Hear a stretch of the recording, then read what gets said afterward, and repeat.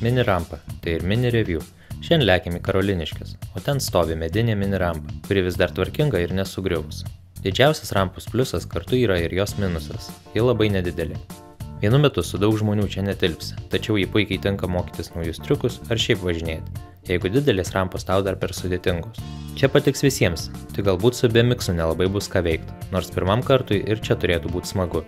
Šiukšlių čia mažokai, nes netoliesi yra konteineris, tačiau jeigu yra galimybė, pasiimk šluotą, nes smėlio ir dulkių čia nemažai ir nuo to rampa pasidaro gana slidi. Gera žinia ta, jog šalia rampos yra keletas medžių, kurie suteiks pavėsį, nors rudenį turbūt reiks lapus išsišluoti. Taip pat jeigu varai su automobiliu, tai čia jam vietą rasti turėtum nesunkiai.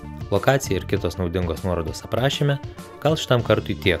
Kiti parkai yra didesni, tai ir video bus šiek tiek ilgesni. Ačiū, kad žiūrėjai.